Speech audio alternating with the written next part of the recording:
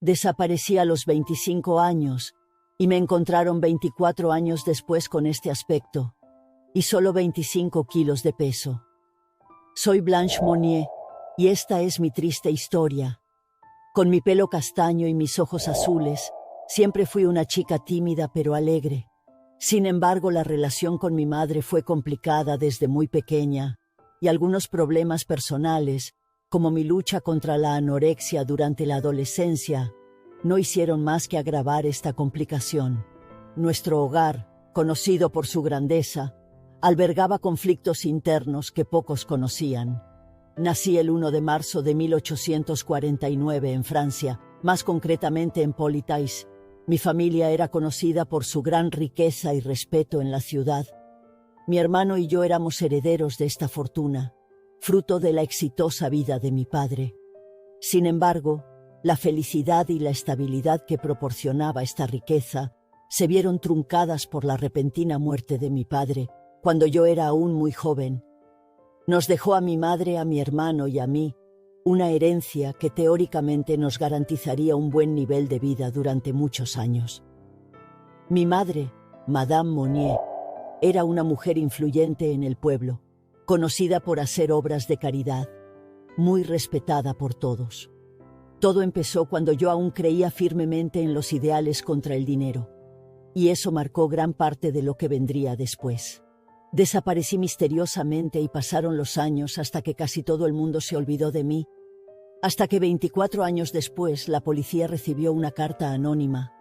Era una denuncia de que le estaban pasando cosas horribles a una mujer en cierta casa de la ciudad. Cuando la policía fue a comprobar la dirección, era la casa de mi madre. Al principio no se lo creyeron debido a la buena reputación que se había labrado a lo largo de su vida. A esas alturas ya tenía 75 años, pero fueron a la casa a hablar con ella. Cuando la policía llamó a la puerta, tardaron mucho en contestarles, pero finalmente la criada abrió la puerta y mi madre bajó a hablar con ellos. Entonces le explicaron lo de la carta y ella empezó a decir que eran tonterías, que allí no pasaba nada. Pero uno de los policías recordó que años atrás yo había desaparecido. Empezó a sospechar mucho y decidió registrar la casa, mientras los otros 2 policías se quedaron en el salón con mi madre. Cuando subió con la criada, empezó a oler un olor muy fuerte que salía de una de las habitaciones, que estaba completamente cerrada. La criada se resistía a abrir la puerta.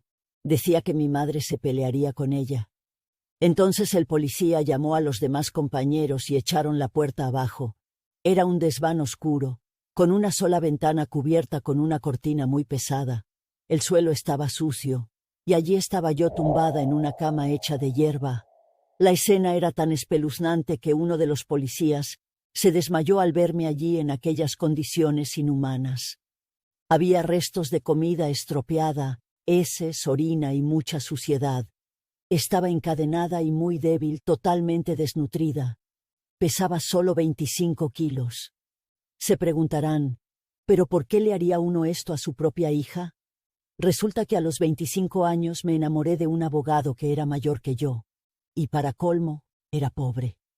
Empezaron a correr rumores en el pueblo de que pronto me quedaría embarazada y me casaría con un pobre. Mi madre era una mujer orgullosa y no aceptó mi decisión.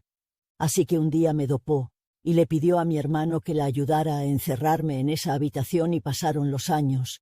No cambié de opinión. No acepté de ninguna manera casarme por intereses económicos, y ese fue mi triste final.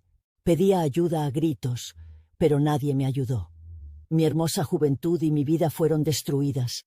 Los policías me llevaron a un hospital, conseguí engordar, pero nunca recuperé mi salud mental y morí en 1913 en una clínica psiquiátrica. Mi madre murió 15 días después de ser detenida, debido a complicaciones cardíacas.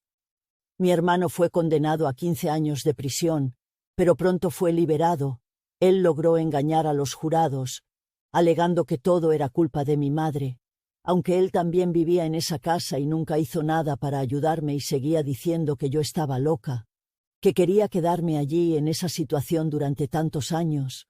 Hasta hoy no se sabe quién envió la carta de denuncia, pero mi caso sigue generando revuelta porque nadie pagó por el mal que me hicieron.